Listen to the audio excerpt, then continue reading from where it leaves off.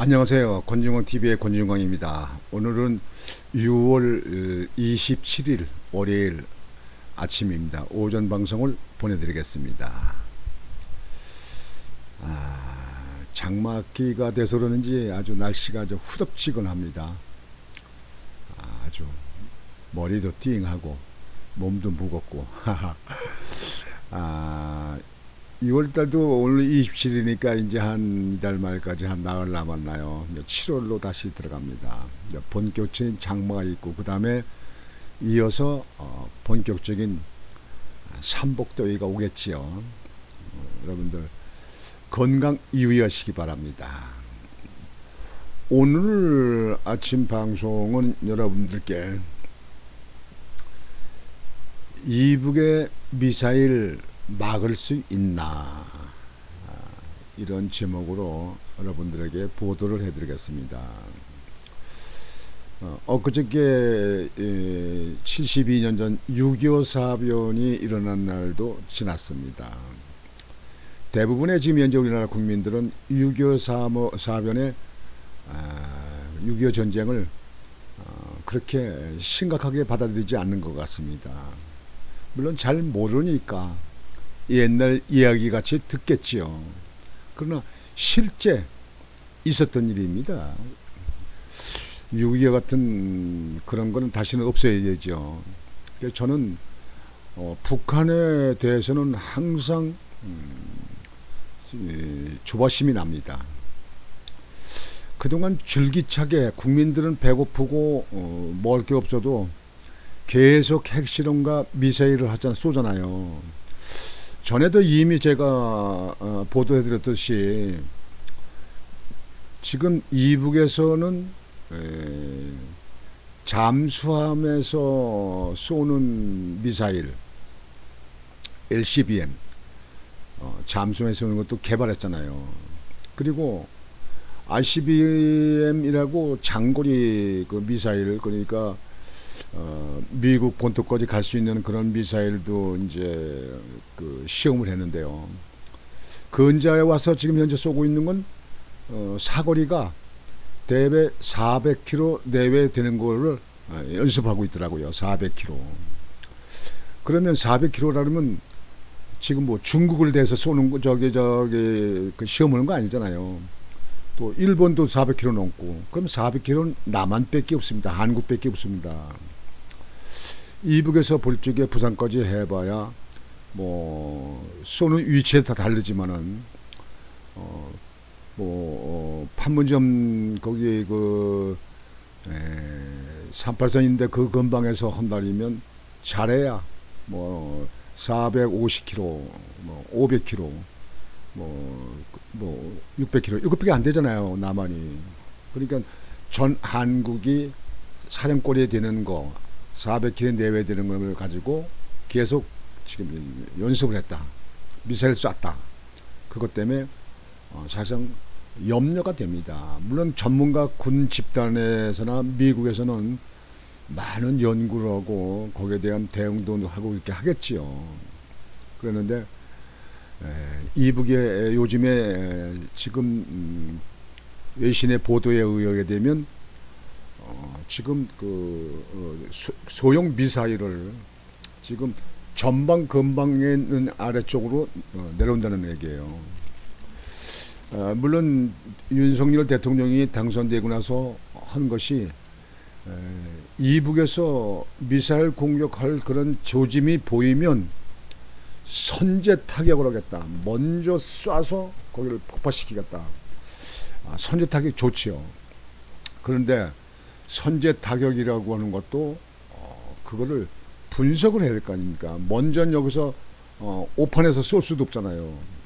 그러면 그거는 이제 인공위성이나 여러 가지 이제 그 전자장비를 통해 가지고 하는데, 그렇게 했을 경우에 대개 그 미사일 쏠라고는 그 징후가 포착됐을 적에 그걸 탐지하고 1분 걸리고 그걸 식별해. 미사일인데 어떤 미사일이냐면 식별인데 1분. 그 다음에 그걸 판단을 하는데 이거는 지금 남한을 쏠 수 있는 지금 현재 뭐 핵미사일이라든지 아니면 그냥 그 요즘에 그 신형 미사일이라든지 이렇게 판단하는데 3분, 그리고 타격하는데 그래서 이제 그걸 포착했을 적에 판단이 쓰면 여기서 선제 타격을 할 겁니까? 그렇게 하는데 가는 시간이 있고 25분 걸린다는 얘기예요. 그래서 30분이 걸린다는 얘기예요. 근데 여러분들, 시청자 여러분들, 지금 현재 전문가들의 그 보도에 의하면 이북에서 미사일을 쏘면 서울까지, 수도권까지 내려오는 시간이 대개 3분에서 5분이 되는 거예요. 3분이면 한국에서 떨어지는 거예요. 근데 이걸 탐지, 식별, 판단하는데 그래서 타격을 하는데 25분, 그래서 30분이 걸린다는 거예요. 그러면 뭐 다 미사일 맞은 다음에 선제 타격을 한다는 얘기 아니에요.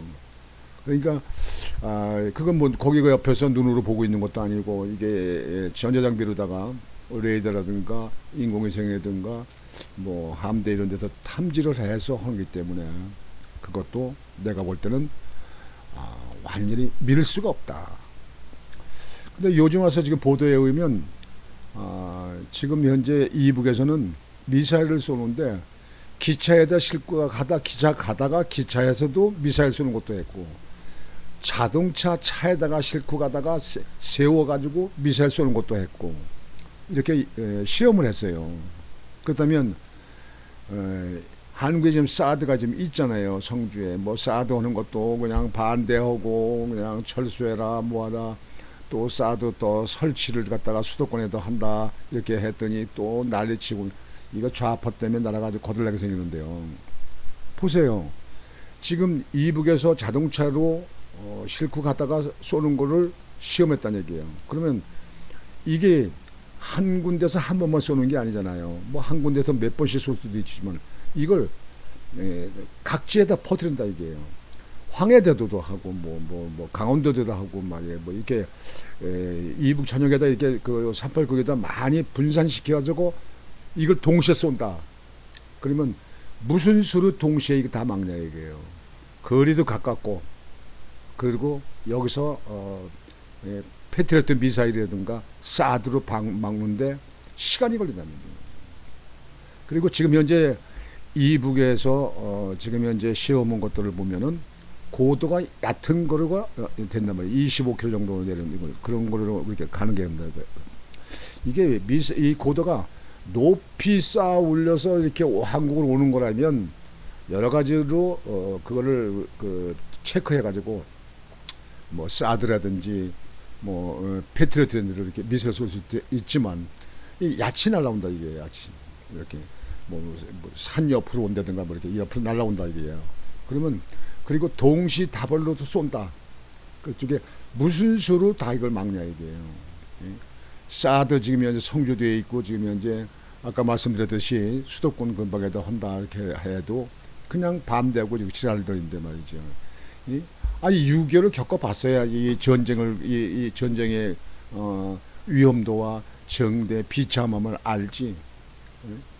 뭐 영화나 봤는지 뭐 어떻게 모르겠습니다만, 난 내가 볼 때는 말이죠, 참 정말 걱정돼요. 전애들은요, 먹고 살기가 어렵고 나라가 어렵고 올 적에 저 사람들이 이북에서 이판사판 이러나 저러나 마찬가지니까 그냥 이판사판 한다. 그래서 만약에 남한을 남침하려고 한다 이렇게 했을 경우에 여러 각지에서 동실다발로 쏘았을 때는 무슨 수로 막냐고. 여러분들 무슨 수로 막아요? 그 뭐 우리나라에서 포로 막습니까? 패트리어트 미사일로 다 막습니까? 사드로 막습니까? 그래서 이 우리나라 이 이북에 대해서 저기는 이 좌파 정부의 얘기만 들으면 안 됩니다. 이번에 29일 날 그 스웨덴에서 나토 회의 쪽에 윤석열 대통령이 참석을 하는데, 그것도 또 참석하는 거에 대해서 중국이 반대한다고 지난번에 방송에 드렸잖아요. 이러는 가운데서 윤석열 대통령이 가서 우리 안보 체계라든지 또 우방과의 위대를 같이 이렇게 하는 거는 매우 외교적으로 참 중요하다고 생각합니다. 경제 문제도 그렇고 수출 문제도 그렇고요. 근데 이북에서 지금 현재 전방쪽으로 내려온다. 그 다음에 자동차에 싣고 가서 쏘는 것도 시험을 다 끝났다. 이게 여러분들 보도에 보셨잖아요. 제가 방송도 해드렸어요. 근데 이거를 한두 군데가 아니고 여러 군데다 분산을 시켜가지고 동시다발로 미사일을 남한에서 쐈적에 무슨 수를 그걸 막느냐 이게요. 그것도 고도가 높은 것도 아니고 야채 내려온다. 이랬을 적에 참으로 걱정이 되지 않을 수 없잖아요. 6.25 사변을 이렇게 지나면서 전 지금도 6.25 사변의 참 비참함을 기억하고 참 다시는 이런 6.25 사변 같은 일이 없어야 된다 이렇게 생각하는데 우리나라만 안 하려고 하면 뭐합니까? 저 이북에서는 계속 미사일을 개발하고 남한을 침공하려고 이거 하는 거 아닙니까 이게. 그래서 거기에 대해서 여러분들에게 다시 이게 좀 그림으로 화면을 보여드리면요, 이 북한에서 이렇게 저공으로 날라오는 미사일을 온다 이게요. 그다음에 중간 단계로 이렇게 올라와서 고도로 올라와서 이렇게 온다.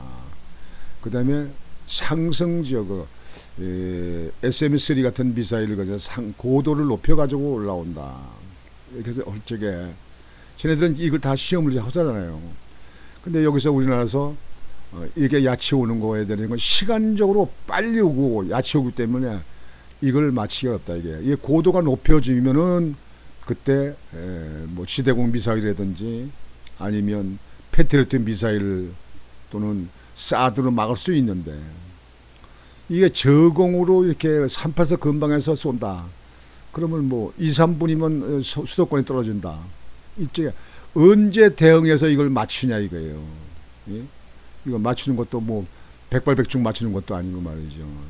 거기서 하나만 틀어줘도 미사일 하나만 해도 서울 수도권에 떨어졌을 때 서울에 인구가 집중되어 있는 그런데 아파트 밀집 지역 같은데 떨어지면 얼마나 많은 사람들이 다치겠습니까 이게. 그래서 나는 사드는 더 많이 설치하고 패트리어트 미사일도 더 많이 설치해가지고 안전을 보장해야 된다 이렇게 생각합니다. 이게 윤석열 정부가 이걸 해야 될 그런 것입니다. 문통 정부가 참 정말 어처구니 없게 한 것은요, 대이북에만 눈치 보고 이북에 기분 나쁜 얘기 안 하고 그저 이북을 달래기만 하는 쪽으로 이렇게 해서 나왔는데 그거는 근본적 해결이 안 되는 겁니다. 공산당들은 심의로 눌러야 됩니다. 더 강력한 무기가 있고 강력한 힘이 있어야만 전쟁을 막는 겁니다. 약하면 전애들은 그냥 회로 먹듯이 먹으려고 합니다. 예. 그래서 저는 한국의 지금 현재 이 정부는 6.25를 이렇게 지나면서 거기에 대해서 충분한 대응을 해야 된다. 여러 각지로 해야 됩니다. 여러분들 미국에 대해서 뭐 어떤 사람들은 미국을 뭐 한국에서 무슨 뭐 착취한다, 뭐 돈만 뜯어간다, 뭐 한다는데 한국을 지켜줘 준 사람들, 유엔군이 6.25 사변을 일어났을 적에 메가드 장군이 인천 상륙작전을 성공을 해가지고 이 나라를 자유민주국가에서 여러분들이 지금 잘 먹고 잘 사는 거 아닙니까?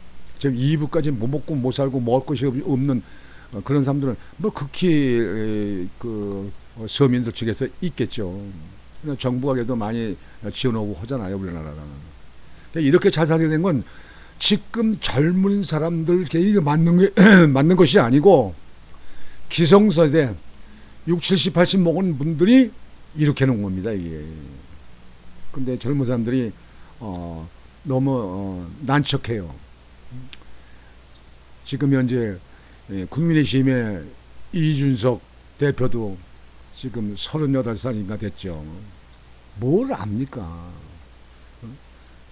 지금 현재 이런 안보 문제에 대해서 깊이 있게 노력을 하지도 않고 그리고 윤석열 정부가 나가는 길에 도와주지도 않고 어떻게 하려고 그럽니까 이게. 어떻게 하려고. 젊은 세대를 나이 드신 분들 무시하는 것만 하지 마세요. 그분들이 이 나라를 이렇게 해오고 이 나라를 이렇게 만든 겁니다.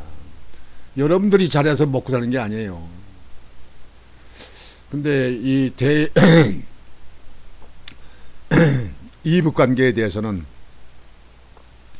대이북 관계에 대해서는 안보를 더 튼튼히 하고 대비를 해도 사실상 완전무절하게 하지는 않습니다. 전애들은 오직 전쟁 놀이만 하지 않습니까?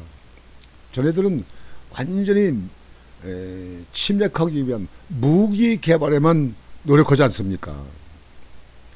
그래서 저는 이 정부는 안보를 튼튼히 해서 이북에서 6.25 사병 같이 또 침략당하는 그런 일은 없어야 된다. 그래서 한국과 미국 또 일본과 공조를 해서 그래서 한국을 이 경제 발전은 이 나라를 지속적으로 보호하도록 이렇게 해야 됩니다. 그래서 이북이 이제 앞으로 더 이상 살 수가 없고 내부에서 폭동이 일어나든지 쿠데타가 일어나든지 해서 이북이 무너졌을 적에 그때 평화적인 통일을 해서 같이 먹고 사는 그런 나라가 되어야 되지 않겠습니까? 좌파들 절대로 밀 수 없습니다. 좌파들은 이 나라를 부강한 나라, 안보에 튼튼한 나라 이런 나라가 아니라 그죠? 이북에 이념적으로 이북의 종북색이 돼서 그 좌파들은 그쪽에 완전히 머리를 두고 있는 것이 그게 문제입니다. 그래서 오늘은 6.25를 지나면서 다시 한번 우리가 생각을 깊게 할 것은 저 이북에서 미사일을 자꾸 개발해서 한국을 또다시 불장난을 하게 될 적에 충분히 막을 수 있는 일을 미국과 논의하고 협의하고 해서 대비를 안전하게 해야 될 거 아니가 이렇게 하겠습니다. 너무 가차없잖아요 이게. 아니 미사일이 이북에서 쏘면 2, 3분 또는 5분이면 온다니 떨어진다니 하는데 이거 어떻게 대방어를 어떻게 막겠느냐 이게요. 손바닥으로 막아요? 손바닥으로 막아? 뭐 방패를 막으면 뭘로 막습니까? 그래서 오늘은 우리 시청자 여러분들께서 설마 무슨 전쟁이 일어나겠느냐 하는데 6.25 때는 설마 안 했습니까? 6.25 때는요. 전애들은 전에 연평도에도 포격을 했잖아요. 예? 배도 충무안도 폭파시켰잖아요. 연평도에 포격한 거 여러분들 실제로 뉴스를 통해서 보도해서 봤잖아요. 문통은 38선에 오피라든가 GP도 때려부시고 철조망도 걷은 데가 있어요. 수류탄 그 지하에 매서는 지뢰 같은 것도 다 걷어낸 데도 있어요.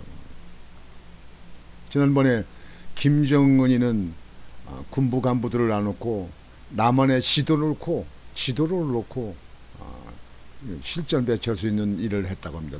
동해안 쪽에 지도를 놓고 했다고 합니다. 여러분들 이게 지금 제가 이렇게 말씀드리는 게 이게 옛날 얘기만 하는 겁니까? 이게 기우입니까? 여러분들 우리 시청자 여러분 그리고 국민들 여러분들께서는 이 정부에게 이 나라를 안보를 튼튼하게 할 수 있는 그런 방법을 최우선적으로 해야 된다. 이 좌파나 종북 세력의 이 얘기를 들어서는 절대로 안 됩니다. 여러분들만 죽는 것이 아니고 여러분들 자손까지 다 이게 멸망하는 겁니다. 요즘 같은 시대에 여러분들 우크라이나 러시아에서 침공해가지고 포탄 떨어지고 사람들이 사상자 되고 피난 가고 뭐고 지금 하는 거 보잖아요. 지금도 전쟁이 일어나고 있잖아요. 그래서 우리나라 사드를 더 설치하는 거 그거 더 강력히 정부에다 요구해야 됩니다. 그리고 패트리어트 미사일도 더 많이 설치해야 합니다. 그래서 우리가 군사적으로 우위에 올라 있을 적에 전애들은 함부로 불장난을 못합니다. 근데 우리가 약하면 전에든 무슨 일을 저질지 몰라요. 그래서 오늘은 이북의 미사일 막을 수 있나, 이런 제목을 가지고 여러분들에게 보도를 해드렸습니다. 오늘 월요일에 시작하는 월요일입니다. 이번 주도 여러분들 장마 속에서 아마 지나지 않을까 싶은데요. 여러분들 한 주간 마음에 흡족한 행복한 한 주가 되시기 바랍니다. 그리고 열심히 하려고 그러는 저 권중왕TV 여러분 구독 좀 많이 늘려주시기 바랍니다. 더 열심히 하겠습니다. 오늘 방송은 이렇게 마치겠습니다. 권중왕TV의 권중왕이었습니다. 여러분 안녕히 계십시오.